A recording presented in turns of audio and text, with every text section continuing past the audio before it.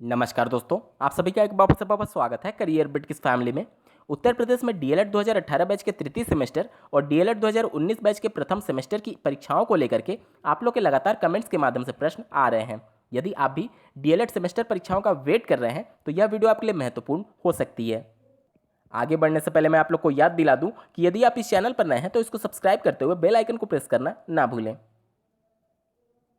जैसा कि एक वीडियो के माध्यम से मैंने आप सभी को सूचित किया था कि उत्तर प्रदेश शासन के द्वारा यूजीसी की अध्यक्षता में एक कमेटी गठित की गई थी, जिसका काम ये था कि वह ये सुनिश्चित करेंगे कि किस प्रकार से विश्वविद्यालय की परीक्षाओं को नियमित किया जाए और सत्र को सुचारू रूप से चलाया जाए। अब इन दोनों कमेटी ने अपनी रिपोर्ट यूजीसी के चेयरमैन को सौंप दी है। इस रिपोर्ट में ये कहा गया है कि अभी तक के लिए सभी अभ्यर्थियों को, फाइनल ईयर के अभ्यर्थियों को छोड़ करके फर्स्ट ईयर और सेकेंड ईयर के अभ्यर्थियों को अगली वर्ष के लिए प्रमोट कर देना चाहिए और जब स्थिति सामान्य होती है उसके बाद से इन सभी प्रमोटेड अभ्यर्थियों का पिछली वर्ष या फिर पिछले सेमेस्टर की परीक्षा करा करके उनमें से कौन अभ्यर्थी पास होते हैं उनको तो प्रमोट रखे रहना चाहिए और जो अभ्यर्थी फेल होंगे उनको पिछले वर्ष फिर से अध्ययन के लिए भेज देना चाहिए। इसके रिगार्डिंग आप स्क्रीन पर आर्टिकल देख पा रहे हैं। यहाँ पर आप देख सकते हैं, बाद में स्थिति सामान्य होने पर प्रमोट किए गए छात्रों की परीक्षाएं कराई जाएंगी और रिजल्ट के आधार पर उन्हें प्रमोट किए जाने के फैसले पर मुहर लगेगी।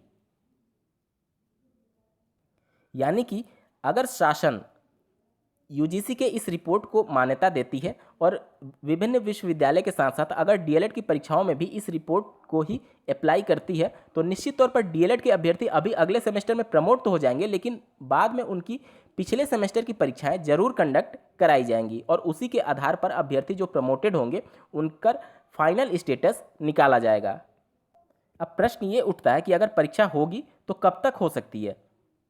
माननीय मुख्यमंत्री जी की अध्यक्षता में एक बैठक की गई थी जिसमें यह सुनिश्चित किया गया और माननीय मुख्यमंत्री जी ने यह निर्देशित किया है कि उत्तर प्रदेश में अब दिनांक 30 जून 2020 तक कोई भी सामूहिक कार्यक्रम नहीं किया जाएगा। दोस्तों, उत्तर प्रदेश में जो डीएलएड की परीक्षाएं होती हैं, एक एग्जाम सेंटर पर कम से कम 3 से 4 कॉलेज के अभ्यर्थियों की परीक्षा एक साथ कंडक्ट कराई जाती है। यानी कि आप मान के चलें कि कम से कम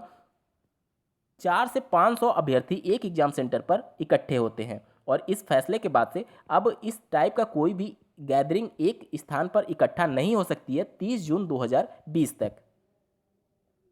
तो डीएलएड की परीक्षाएं अभी पारंपरिक तौर पे जिस तरीके से कंडक्ट कराई जा रही थी पहले की तरह, उस तरीके से तो अब पॉसिबल नहीं है 30 जून तक, लेकिन वैकल्पिक विधि अगर कोई शासन के द्वारा चुनी जाती है तो निश्चित तौर पर परीक्षाएं पहले भी कंडक्ट कराई जा सकती हैं। अब आप लोग के ये भी सुझाव आ रहे थे कि डीएलएड के जो निजी संस्थान होते हैं यानी कि होम सेंटर करके एग्जाम कंडक्ट करा ली जाए। तो दोस्तों, इस तरीके से पीएनपी भी इन सभी बातों से अवगत है कि डीएलएड की जो निजी संस्थान होते हैं वह सुविधा शुल्क लेकर के अभ्यर्थियों का किस तरीके से फेवर करते हैं। तो निश्चित तौर पर वो भी नहीं चाहेंगे कि होम सेंटर बना करके अभ्यर्थियों को होम सेंटर के माध्यम से परीक्षा कंडक्ट कराया जाए, क्योंकि ये एक तरीके से वही बात हो गई कि परीक्षा हो या फिर ना हो, दोनों बात सेम है।